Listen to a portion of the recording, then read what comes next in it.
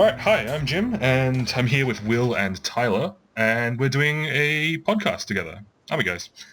Hello. Yep. Hey. So what we're going to talk about today is, Tyler, you just went to a Pro Tour recently, and a Grand Prix. Yep, it was my first Pro Tour, and I went to 2 Grand Prix in North America. Yeah, and then how did you do at the PT? I went 4-4 day 1 for my first professional tour, so I was pretty happy with that. And day two I went pretty bad. I think I 0-5 day 2. My draft was pretty garbage, and then I just burst lots of mono red and got crushed, so... You're on Dark Jeskai, right? No, I was on Esper Dragon. Oh, that's right, yeah. Do you feel it was the correct choice for the field, or...? It wasn't. It was probably fine, honestly, but we didn't do a lot of testing with it. It was just, I thought I was comfortable, so... That's fair enough. I don't regret the choice, but we definitely didn't delve far enough into the format to find something cooler or better. How long did you actually put into testing for it? I would like to say about a week. Yeah, so in the house we had me, Don the Dutchy, Luke Mulcahy, Chris Shard, Darcy Kellogg, and Timothy Nolan. And then we also had Gold Pro P-Jax and Platinum Pro Jason Chung staying in their own hotel, but we did some testing with them also. Sick. Did anyone else end up on Esper Dragons, or was it just you? Just me. All by my lonesome. Yeah, I believe everyone was on Green, White, or Bant Megamorph, and then Jason was on Dark Jeskai. I think he actually ended up with the only positive record out of everyone in Constructed as well. So. Oh really? Was it actually anything like the Channel Fireball Dark Jeskai list? Because that deck was sick. Do you mean the LSV list or the? Yeah. Oh sure. I always mix up the Channel Fireball and Pantheon guys. It was pretty similar. They were obviously missing tech. We had no Tassingers, which is huge for the mirror and for Green White. But besides that, the general stuff. Yeah. Crackling Dooms. No Colgan's Command either, which was a big mistake. But yeah, I was actually surprised that Colin's Command became popular. I remember telling everyone in my local metagame that Colin's Command was awful and I would not be playing it in a Jeskai deck, but I'm now playing it in the deck. Yeah, I think the cards at power level and standard's pretty low, but it just seems to work with this deck. Yeah, it gives you an option to actually grind people out. Yeah, exactly. The occasional soft lock with self-aggro masters kept pretty yes as well. Yeah, and also being able to kill a Hangerback Walker and then buy back a Jace or something's pretty nice. Oh yeah, the ability to kill other Jaces and buy back your own Jace. Yeah, it's insane. Especially when you can when Jace on 3, you minus 3 Jace, back Mulligan's Command, kill something, get back Jace at the same turn. The value's pretty crazy. Yeah, definitely. We broke standard. Playing Colin's Command now. Will, are you actually considering Dark Jeskai for your World tournament, what it is called? The World Magic Cup at the end of the year? Yeah, well, the issue is it's such a powerful deck because it eats so many cards in the format, which is never an issue when you're playing it by yourself, but when you have to take away 12 fetches, 4 Jaces, bunch of sweet sideboard cards, it doesn't have Hangerbacks or Gideons, doesn't have Nisses or either of the green fetches, but other than that, it eats pretty much every powerful card in Standard. Do you reckon its powerful is high enough to be worth tanking the other two decks? Yeah, that's what we have to figure out. That's always one of the challenges of Unified Standard. If that's the case, or if we find a deck that completely has nothing from any other metagame deck, for example, Mono Green Eldrazi plays Hangerback Walkers, and other than that, it's just a pile of commons and Ulamog's and Ugins.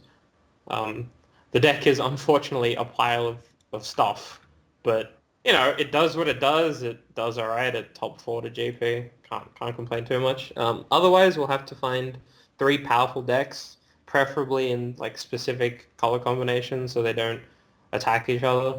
Yeah. Or some sweet monocolored deck that no one's discovered. I'm sure if you talk to Maitland Cameron, he'll hook you up with a great mono blue list. I bet he would. Quite the advocate of that archetype. Is there a real mono blue list here? Is it You have Shore Crash Elemental, you have Nightveil Spectre, and that card's definitely gone. You have Thasser and Master of Waves. You get to play the blue tap land, which sleeps a creature. Yep. You get to play, and then you can play Slab Hammer, so that you can attack every turn and keep the same guy tapped. So that's a combo. That's just good deck building. That's the full beating. You heard it here, folks. What Magic Cup? End of the year? Oh, well, no, because you can have, what's it called? Renowned Weaponsmith to ramp into your Slab Hammer. What It's just broken. What is Renowned Weaponsmith? 2-mana 1/3 with tap, add colorless or 2 colorless, and you can only use it to cast artifact spells. Oh, it's in Fate Reforged, right? Or is it Dragons? No, I think it's in... Oh, it might have been the last M set. I'm not actually sure. I don't think I've ever cast that card. I think I'm thinking of the guy who tutors for like 2 cards in the limited No, format. yeah, he's the guy who tutors for... And adds 2 like artifact mana. Yeah, that's the guy. This is sweet tech. Why are we talking? Hey, and you can ramp into Biden Yeah. also with them because it's an We should be artifact. keeping the tech on the down low, right? We Oh, don't want of the course. I'm pro sorry. teams to... Guys, none of that was anything. Don't worry about it. Just edit it Yeah, out. we're just joking around. Slaphammer is real. Oh no, it's not. Shh! Don't tell anyone. One of the blue sucks, guys. Oh man. So Tyler, you decided to after the PT, you went to GP something, GP standard of some sort. Yeah, GP Quebec. GP Quebec. And then what, you changed to Jeskai there. Jeskai like mentor, but Channel Fireball guys played. Yeah, I played the like Channel Fireball deck. Yeah. The one that Utter Leighton and stuff ended up jamming. Yeah, and like But what else made you change Master Dragons to it? Because you crushed LSP in the Swiss, right? I did. It felt pretty good. But I think like Esper Dragons was pretty bad. Like the weekend after, like, its Green White Mega Morph matchup was pretty average, and Crackling Doom was really high. So Esper Dragons was worse, and then just kind of Black's mana base, like the Pantheon list was a little shaky for my liking. So we gave the Channel Fireball list a go. Evolving Wilds and Magmatic Insight actually like really smoothed out your draws. And after like Abzan won the Pro Tour, this deck just crushes the Green-White deck, like Green-White X. So it seemed like a good call. So what gives it the edge against Green-White X over like playing Mantis Rider and stuff like that? Well, I mean, like Mantis Rider's still insane, but being able to like play a Monster Mentor on turn 4 and then cast something, get value, like, and most of these decks most of the Green-White decks don't have a good answer. Like their answer, the Green-White command, Jamoka's command. So if you can kill their things early and then play like a Modern Experimentor, you're so far ahead, especially then. Late game, you have lots of draw cards with Nomadic Insight and Treasure Cruise. It's hard for them to keep up. Yeah, that's fair enough. Did you end up finding a lot of Sam Black's deck at all in GP Quebec, the BANT tokens list? I imagine you'd have a No, it's matchup pretty against small. that. Okay. I think the matchup's actually pretty bad versus BANT tokens. Because they just kind of do what you do, but better. Like they also have good removal for your individual creatures. But there wasn't a lot of it, thankfully. Okay, well that's reasonable. What were your matchups over the course of the GP like? Yeah, my 3 losses for the whole event were like just go black twice to Omar, who ended up being a finalist, Valentine Mackel, who's a gold pro from Austria, I think. They were playing just go black, the Pantheon list, and they were all close games, but they were definitely more experienced with the deck than I was. So I mean, obviously I lose some points in the mirror there. And then I lost to BBD round 10, and he's playing Green-White Mega Morph, which is a good matchup, but I mean, sometimes they have a good draw, and he played really well, so... They just get really lucky sometimes. Yeah, I mean, I'm a little salty about that one still, but he played really well, and there was nothing I could have done, so... Yeah. Of course. So that's standard for your trip then. So what about the sealed GP you ended up playing, and the limited portion of the PT? Did you feel like you had good limited prep before you left for America? No, it was completely garbage. Completely. It was not An great. honest man, if a foolish one. I went into the GP pretty much blind. I mean, I did a grinder the day before and like lost in the finals or something. I think I went 7-2 day 1 of GP Madison, losing to I can't remember his name, but a Denmark player. Oh, Martin Dang, right? Yeah. Sorry, I lost to him round 8, I think, to my own misplays, unfortunately. But Yeah. You said it was a misplay. What actually happened? What was the board state? oh, it was pretty bad. So I drew a cover turn. It was Dominator Drone. They lose 2 left, and I pretty much have lethal if I don't play like a derper. And I announce combat, and then I don't know. I completely mind blank, probably like their nerves. But then I mind blank, play the creature, and then I'm like, okay, attacks. And he's like, you've already said combat, obviously. So I completely feel like I announced combat, Oh, buddy. So I just didn't have a combat phase Yeah. that game pretty much. That's good. Yeah, it's always good.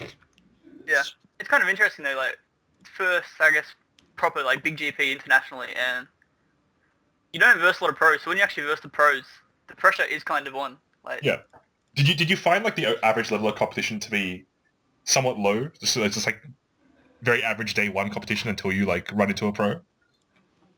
yeah, I mean, I wouldn't say it's, like, low, but it's definitely, it's not exceptionally high by any means. It's pretty average. Yeah, like, besides the pros, I think the average American player wouldn't be any better than the average Australian player, Yeah. for instance. Whoa, guys, we should probably calm down before we start a race war.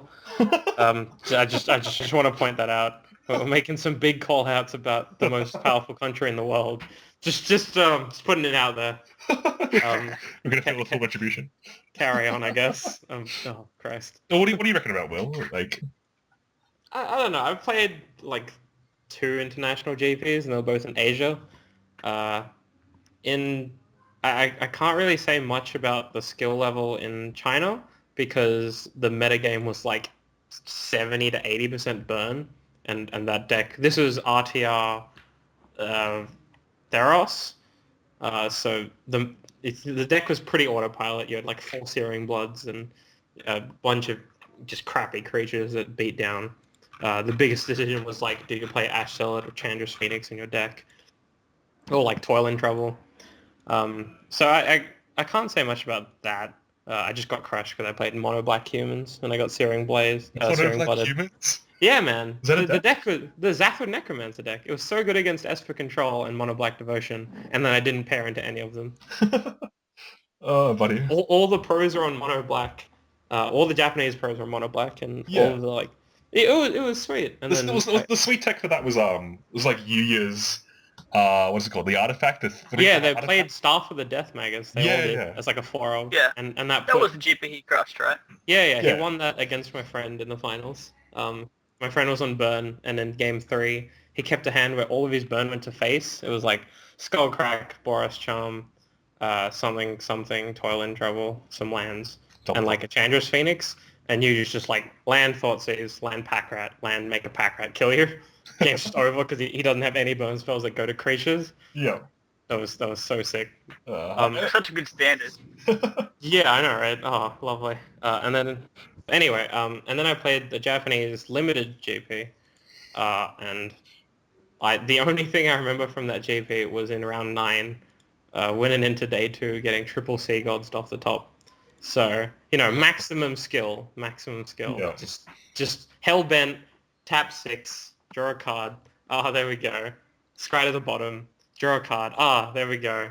Scry to the bottom. Draw a card. Ah, there we go. And I'm just like, okay. And all of my turn was just deploy all my 3 threats again that are all lethal. Get the Last full turn. base. It's like attack with flyer, bounce your team, go. And that was brutal. As far as like Theros like limited compared to Battles in the Car limited now, I'm actually really enjoying this current format. It feels like there's a lot of play to it. There's a lot of like actual deep archetypes. It kind of feels like a modern Masters limited if we cut out 10% of the cards and just put in like really powerful individual cards, and then cut out green. And there you go. That's basic. That's Battle for One Master 3, guys. Just force blue, force black, force red. Just ignore green and you'll be right. Like, Yeah. That is the consensus. I have tested it recently and my limited record has gone up overall. Yeah, I've stopped 2-1ing and I've started 3-0ing more just because I'm not playing green decks anymore. I think Alan Turntwell was a pretty big advocate for that. Yeah. Did you guys see the article that Finkel put up where he's talking about he calls out Battle for Zendikar draft and limited as not as synergistic as everyone says it is? Oh, it's just a core set? Yeah. He was like, if you draft it as a core set and ignore green, you'll be fine. Yeah. Yeah, I remember that. Do you reckon that's actually got some credit to it, or is it massive trolling? I can't imagine it's massive trolling. I mean, he's like one of the greatest players ever, and if he says something, we have to give him some credit for it. Of course. But at the same time, I can't imagine he's been playing that much limited. He has a life, and he plays PTs every now and then. It's entirely possible that he's played like 6 drafts and then 2 drafts at the Pro Tour, and that's it. or he's played a million and he's like, yep, this format's garbage. You know, Yeah. it's either way. I don't know his life yet. Yeah. You'll find out soon. You'll find out soon. Well, you know, he keeps his windows relatively open. Oh my god, Will. Mate, you don't know the story. I have to write something down when I'm getting a visa to America. Destination Finkel's house. Yeah, exactly. Business. Where will you be staying? Well, hopefully his backyard. But if things go Backyard really is well, fine. I might be able to get a couch. You know what I mean? All right. Well, Tyler, what did you find in your preparation for the PT and the GPs at Limited? Like, did you have a favorite archetype that you wanted to force every time, or did you sort of go into it pretty cold and... I really like the black-white life gain deck. I think that deck was pretty insane if you could get it. So that was like the go-to archetype if it was really open. Black-green sacrifice. It sucks like 98% of the time. I learned that at the hard way, unfortunately. Um, yeah, you really need pieces for that. No, but honestly, going in black-white life gain, blue-red and blue-black devoid, and like ingest, and they're probably my favorite archetypes. They were really solid. Yeah, Darcy and I were a big fan of like 4-color converge or 5-color converge. It's pretty cool. Yeah, I always felt like those converge decks are so hard to get to actually come together. Yeah, I agree. But sometimes you get paid off. Yeah, like sometimes you get a bunch of like the blue-green like elf, the flying elf. Oh, the flying elf exactly. with like 6 relevant creature types. Yeah. Yeah, that card's actually just insane.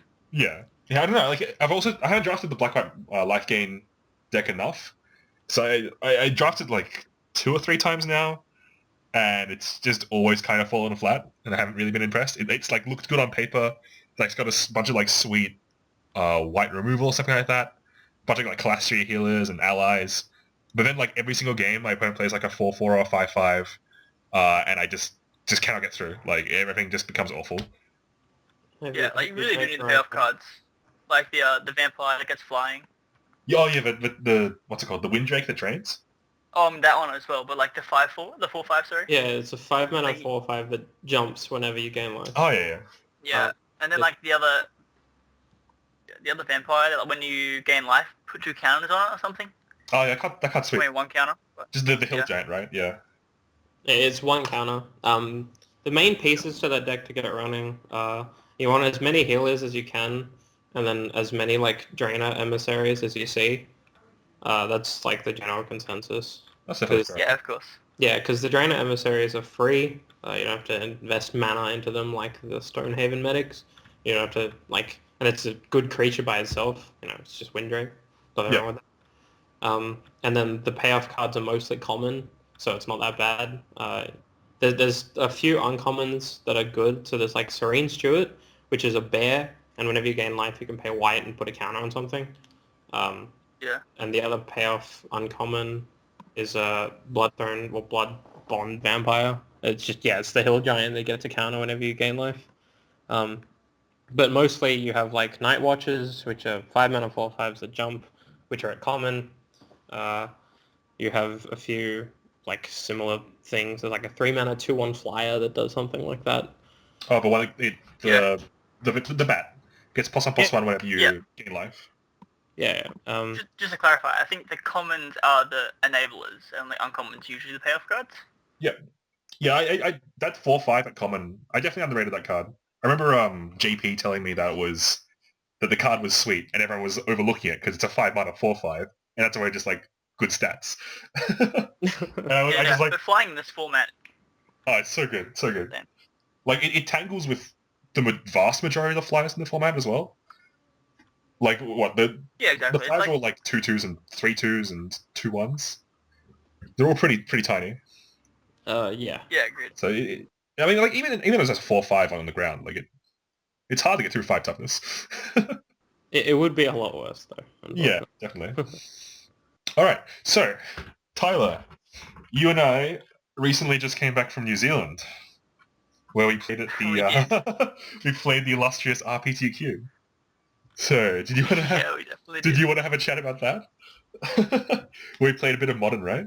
So I was completely unprepared for this event. Honestly, I played Tamo Twin with about 0 games preparation, Yeah, I only got back from America the Wednesday, back to Australia from from my Pro Tour trip, and then I flew out to Auckland on the Friday morning for like a 5 a.m. train or something. It was really bad, but the event itself was actually pretty good. I lost to Mr. Jim Wilkes himself round 2, so I was X1, and then I ended up going 3-1, and then round 5 I versed an opponent from Brisbane, I believe, playing Fish, and I was playing down, so he was 2-2, I was 3-1, and he was playing for packs, I guess. And I don't know, I asked for the concession, and no such concession was given. He wanted to play for packs, so yeah, and then I lost, so I got beat out top 8. You were live for top 8. He was dead, and you wanted the concession. Yeah. Just to clarify. So, what do you reckon about that situation? Do you think it's sort of like a scout's honor sort of thing? I mean, like, I don't think he had to concede, of course. Yeah, it's kind of like a bro and sister code, like. A what? A bro and sister code. Do you have a bro and sister code, Will? Yeah, be bros to sisters, and Yo. Yeah, don't do anything dodgy, and don't do anything to an unknown woman that you wouldn't do to your sister. I'm glad. And especially don't do anything to your sister that you wouldn't do to your sister. Okay, so back to magic-related things. So what do you reckon, Will? In that situation, do you think that he should have conceded, or do you think he was right to just... It comes from a weird place. Like, there's a few spots. If he wanted to bash Tyler out so that a friend could get in, I could perfectly understand that. If he knew Tyler, then the concession would be far more likely. But if you have no idea who this person is, and you really want packs, and you think the matchup's good for you, then it makes sense. I don't think there's it's really awkward to be like, yeah, you should concede and then I'll give you packs, because that's just bribery. Yeah, and even if it's like an unwritten rule and no one says anything, it's still pretty close, and it's certainly collusion. Yeah. So you have to be like really careful with that stuff, which is why it most frequently occurs between friends when it's like, oh, you're live and I'm not. Here you go, here's a concession. Or you're going for silver status and I'm going for some cash. Here you go, here's your round 14 concession. Like that sort of stuff. Then it all makes sense. Between two strangers, I can perfectly understand his point. People like packs, that's why they're prizes for pretty much every event ever. And, you can't blame him. You can't really be like, hey, you should have conceded, because, I mean, that's not how that works. I mean, at the end of the day, you end up just playing Magic, right? Yeah, like, it's easiest in every tournament just to play Magic. Yep. But obviously that's never the case for every single match. There's IDs exist because they can, not really they should. Yeah, like, I don't know. That's why I kind of like Moto, because there's no IDs, there's no collusion most of the time. It's kind of just everyone plays and you win these number of rounds and you're good. You can't 4 or double ID. You gotta do, you gotta bash it out at least to some extent. Yeah, I agree. And I didn't expect a concession or anything. Like, I mean, I understand why he'd want to bash, but a concession would have been pretty nice. I'm not gonna lie. So what do you think of the matchup going in? Because you knew it was on Fish from scouting, right? Yeah, he had no idea what I was on. Yeah. So, we spoke about it afterwards. I think the matchup's fine for me. It's not bad. He was playing blue-white Fish and had some crap card. I don't know. It had some card and I couldn't target his creatures.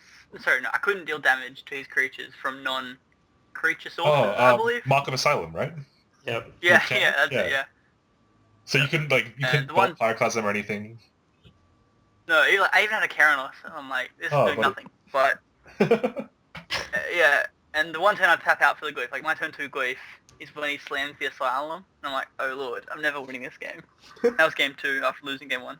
It's basically Wild Defiance, but Yeah, pretty well. 2 seconds to patch up. Do you reckon... Yeah, I ended up losing to Merfolk as well in the final round.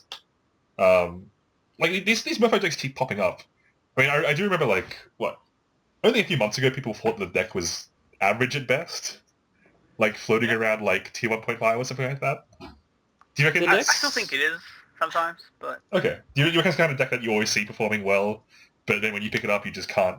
You can't quite achieve the same results. yeah, 100%. Like, I draw my hand, and it's just like double blue spells with Mutabolts, and that's it. And then my opponent has like, double Cavern of Souls against my blue deck, and I die. It never works out when you play it. I'm gonna be the bad guy here and say that Fish has slowly been getting stuff printed for it. The biggest note of recent times was Harbinger of the Tides. The card gave it so much game against Tarmogoyf decks, and Twin, right? Like, Twin can never go Twin. off. Well, the issue is if you're on the draw, an Aetherval Harbinger won't do anything.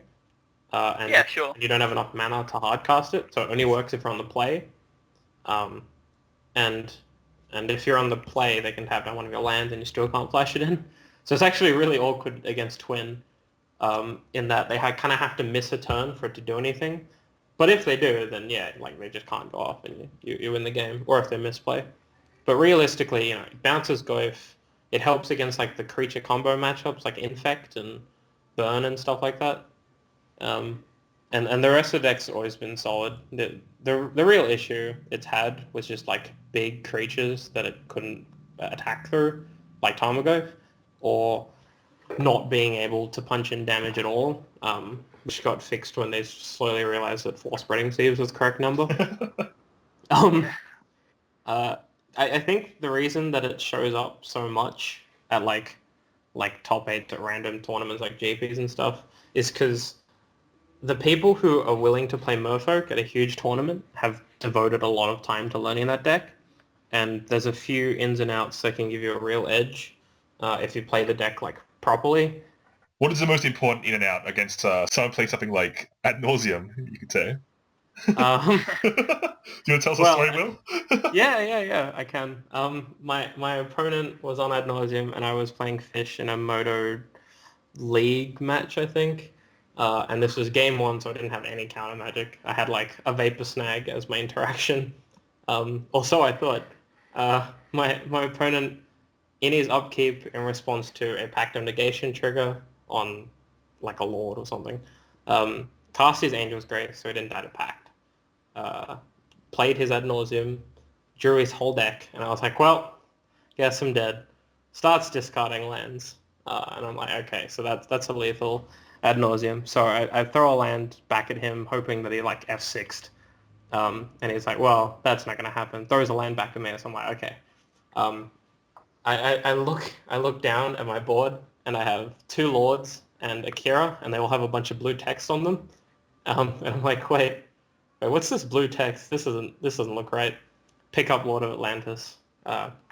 Whenever this creature would be the target of a spell or ability for the first time this turn, counter it. So I'm like, well, got 1 more land in my hand. Got nothing to lose. Kind of curious how this works. So discard a land. Redirect Lightning Storm at Lord of Atlantis. Lord of Atlantis triggers. Lightning Storm gets countered.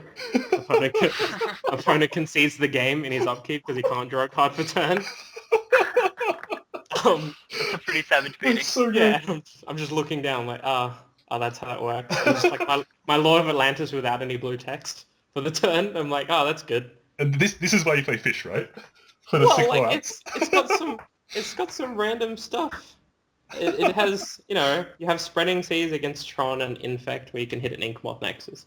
You have Curse Catchers that can gimp anyone except like Zoo. You have Lords that can give you really huge combats out of nowhere. And you have Master of Waves, which is like the hardest thing to kill ever if you're playing It really is. red deck. It Like, definitely is. Jund can't kill it outside of Maelstrom Pulse because Liliana eats a token, Abrupt Decay eats a token, Lightning Bolt eats a token, Colliger's Command eats a token, Olivia Voldaren eats tokens, but none of them hit Master itself. So Yeah. you always get something, and you're like, well, you probably can't beat this card. And It's then even like, even if playing Twin or anything like that, it's actually just so hard to get off the board. Because you have to set up a situation where you block it, right? But you've got Spreading Seeds and you've got Islands. Yeah, it's easy. Just don't have creatures, and you'll be fine. You won't be forced to not block Oh, and man. be sad. So do you reckon Fish would be a good choice for the upcoming GP Melbourne? I don't know. I'm testing it now. Okay. Like it's proactive, right? Like that's where you want to be at. Like there's a lot of things to do when picking a modern deck. You have to pick a deck and learn it properly, because picking up a deck cold is almost never a good idea. Like even if it's burn or infect and something you think that is just autopilot, you're gonna have these situations where like, do I suicide all my creatures in to get in 1 point of damage? I've never been in this spot before, and a more experienced burn player would know. Uh, do do you double strike this creature or indestructible my only threat with Boros Charm, or do I have to go face? Do I Skullcrack this end of turn Kitchen Finks trigger on the hopes that he doesn't untap and play a Siege Runner? So like every single deck requires learning. So that's step one. If you pick a deck, you have to learn it, and then you can't really brew. Like the control decks have to be so finely tuned to make sure they don't die to all the different wacky stuff that's happening in modern. Like you have like every single combo deck can exist. Like anything can exist, and they all do different things. There's graveyard-based creature decks like Goryo's Vengeance. There's graveyard-based spell decks like Living End. There's critical mass decks like Storm. There's critical mass creep-based decks like Infect. There's critical mass mid like between the both like Burn. There's land-based decks like Tron. Like just every conceivable thing exists, and if you can't prepare for all of it, then you can't play a control deck. And if there's no control deck in the format, then everyone's just throwing combo decks at each other, which is unfortunately I think where we're at now. That's fair. That's a fair assessment of the modern format at this point. I mean, like because it's so diverse and you can't control control your matchups. You just have to be incredibly proactive and try and find, like almost the best goldfish, right? Or the most interactive goldfish in a way that you can be disruptive. Kind of like the latest results are interesting though. Like there's 2 zoo decks that top 8 GP in like South America, I think. Yeah. But they were like combo zoo decks. Like did you look into the lists? One of them had like mutagenic growth mainboard. No, they were like the small zoos, but yeah, the mutagenic growth is more of a way to blow out like mirrors, lightning bolt, that sort of thing. Yeah. It seems like it seems like solid tech. Normalized zoo deck. They're all based on Patrick Sullivan's list, right? He's been playing like mutagenic growth and like gut shot on the board and stuff like that. Yeah, he's a big advocate for that, and like mutagenic growth's mainly for just red burn spells, but gut shot's been amazing for him apparently, at killing like Grim Lava Mancers and Bobs and stuff. I don't know. There were a lot of stuff going around, right? Like there was the small zoo deck, like Burning Tree Emissary, Flint Revolver and whatnot. You also had like your bigger Coco decks, like your Naya Collector Company. Yeah. I mean, like the thing is, like this deck is proactive, and it's just trying to end the game as quickly as possible. Like it should be able to goldfish turn 4 pretty simply. I mean, and it's got some amount of interaction, between like path and the board. I mean, like Eidolon to help sort of pressure the other decks who are just trying to, play uninteractive Magic. Yeah, it definitely seems like a fine choice. I mean, we'll have to see how the format develops as we go through a Pro Tour and then into the GP in February? I think it is. I think it's March. March. Yeah, PT's February. Yeah. There'll also be a set released between then. Yeah, exactly. Possible bannings and whatnot. Yeah, it's going to be interesting to see how the format develops. But I think, Will, you're definitely onto something. Like, just play what you know, right? Because the ins and outs are worth so much more than the random pieces of, metagame advantage you might get against, like, 5% of the field. Yeah, definitely. Especially to make sure... Yeah. Especially if it makes sure you don't screw up while playing a deck and, you don't miss kills and stuff. Like, I see this a lot with Affinity players who pick up the deck cold, where they'll think, the deck plays 1-drop creatures and it plays an equipment that pumps your guy, and it all just makes sense, and you play the things and you kill your opponent, and then they'll miss obvious kills, or they'll sit and wait on a kill too long to let their opponent draw out of it. That sort of stuff, and it's really disappointing to see. But at the same time, hopefully you get paired into him and you get a free win, that sort of thing. Hopefully you play Lightning Bolt and Snapcaster Mages. Yeah. I think that there's a few things that are necessary for Modern. You have to play a deck it has to be proactive. It most likely has to be an established deck, because brews just don't do that well traditionally.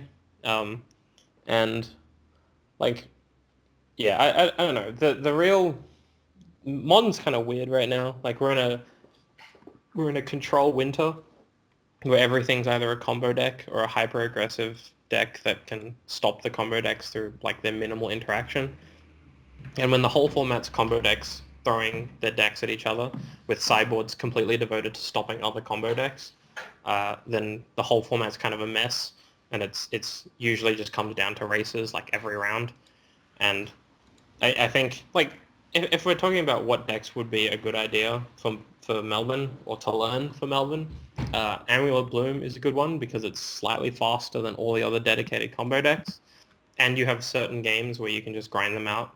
Like, oh, you stopped my auto kill because my Slayer's in my bin. Well, I'm just going to cast a buttload of Primeval Titans, and if any of them kill you, well, then I win. Let's go to game two. So Amulet's one. Uh, if we expect a certain metagame, there's certain combo decks that are naturally favored against certain metagames. So if everyone's playing like a Durdley control deck with really expensive answers that are dedicated to beating or like crushing Jund decks, then you can play like Infect, where you have a bunch of cheap interaction and you just blow them up. If everyone's playing creature decks, you play like Living End. And yeah, nice Tarmogoyf, I'm going to play a 3-mana Wrath of God that also puts into play like 6 dudes. Because Phyrexian Rebirth never looks so good. I wouldn't personally go too far in like a meta game because at like 1,000 player GP, you can't predict that meta. It's just too many people. Yeah, that's at least not a defined meta. Yeah.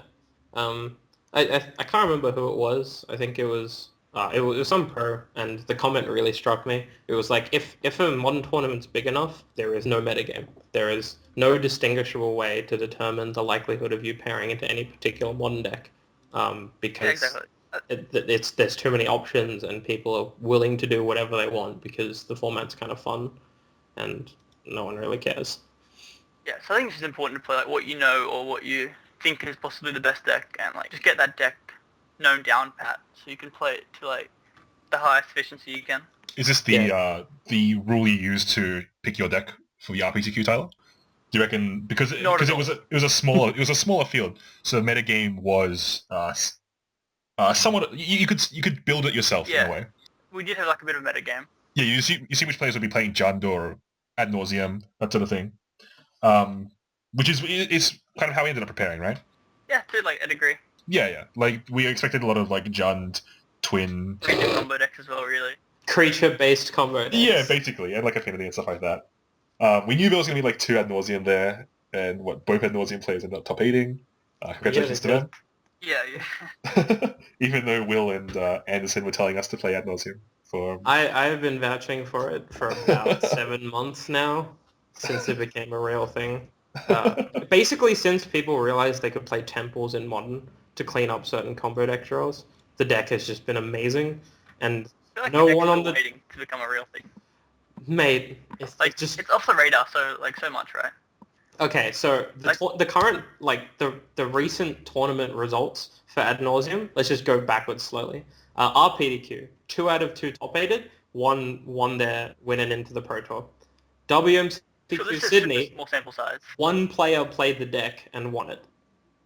It has crushed multiple PPDQs in a row of different pilots with the exact same deck and the exact same sleeves who haven't changed a thing. And I've just been like, I'm going to pick this up this week, coldfish it for like 30 minutes, and then win a PPDQ with it. Yeah, but like, have you seen it like crush a GP lately? So like, that's because no one plays it outside of Sydney. So you'd say that it's good for an Australian metagame? I mean, apparently, it just keeps winning. People don't know what to do versus it. Is it sort of like the fish sort of thing where people just don't respect it as a deck and then just get crushed by it ultimately? That's entirely possible. There's always been a stigma amongst certain decks in certain formats, and there's nothing we can do about it other than realize or look past the stigma and be like, okay, this deck might actually be real. A good one was. That's why I always lose to fish. A good one was Ataka Red. As soon as Dragons came out, and people were like, Dragon Fodder plus Hordling Outburst, that's not real. And then the deck was real, and then it won a Pro Tour, and everyone was like, oh, we might have been slightly wrong about this one. Maybe 2 mana, 8 damage with other modes is slightly real. And people like, you can't play red cards. Red cards are not, $100 Jaces, or, your mana base is mountains. You're just playing basics. What are you doing? And then you're like, yeah, but you're dead. It's turn 3 and you're dead. I mean, I can do what you're doing, or you could be dead. So, speaking of turn 3 and you're dead, Jim, you played Gory's Vengeance at the RPTQ for Melbourne. RPTQ Auckland. Yeah, like... Yeah, thoughts on that deck? Gideon and I from Canberra, we decided to pick up Grishol Brand because we figured it was degenerate, unexpected, and super sweet. There's a lot of variance to it. I mean, I was godfishing the deck for quite a while, sort of on the edge about whether I was actually going to play it or not. I had Twin and Jund as a backup, and Gideon was doing similar. And we both got there, and I managed to go X2 with it, and Gideon went 1-5, I think it was.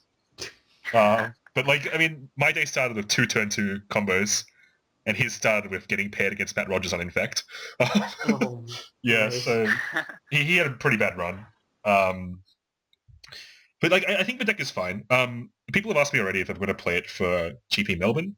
I'm not sure if it's the kind of deck I want to play in like a 15-round tournament. It's a powerful deck, but it's obviously got its own issues with its consistency, right? It's explosive and proactive, but I don't know if I could sit there for like 9 rounds on day 1 and expect the deck not to like kill itself at least like three matches over the day.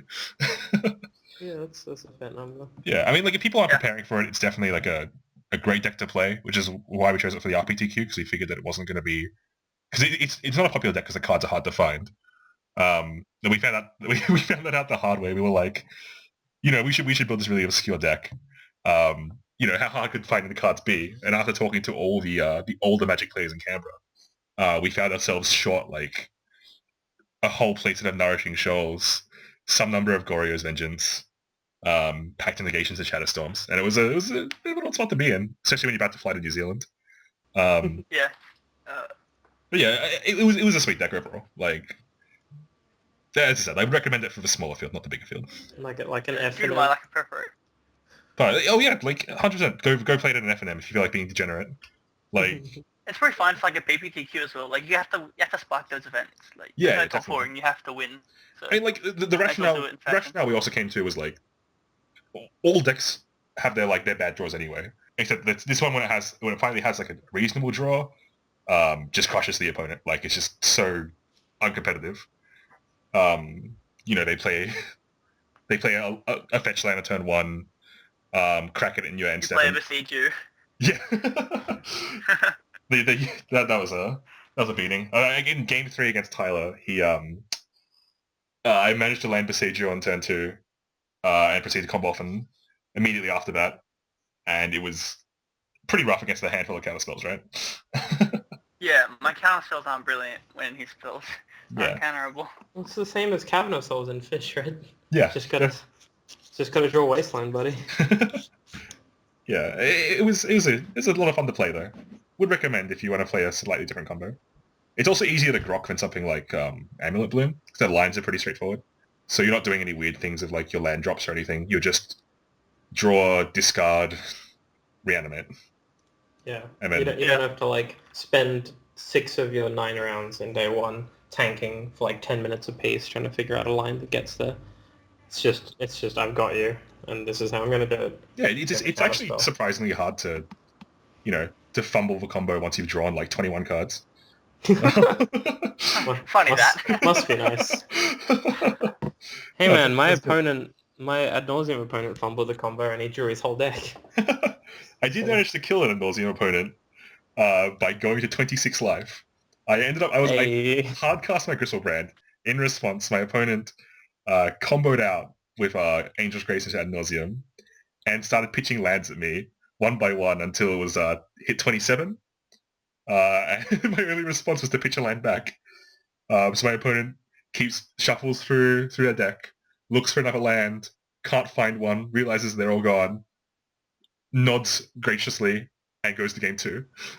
Savage. Those are the best wins. Sick beats. Oh my god. Oh my How you god. run so good, Jim? Yeah, I don't know. I lost the match though, so didn't run good, and they qualified for Pro Tour, so. Please. Yeah, I mean, she ran slightly better, but you still ran pretty well. That one game was worth. Yeah, exactly. Who needs the pro for qualification anyway? Of course. We have the GP for that, it's fine. Yeah, exactly. Or we can do it the hard way on Moto, like I've been trying to do. Oh, Christ. Alright, well, I reckon we call it there, guys. I think it's been a good chat. Tyler, congratulations on your previous PT invite, and then your competition at the PT and day 2 at the PT, as well as your sweet top 24 finish at GP Quebec. Thank you very much. And we might consider doing more of these podcasts as well, depending on how people receive this one. We'll definitely bring back Wildu. We might bring back Tyler, depending if his parents let him. It is past my bedtime right now. Oh, buddy, I'm sorry I kept you so long. Unfortunately, I have to believe that. It's a true story. No, I don't have to get mentioned until 10:15. All right, we'll catch you guys later. Alright, see ya.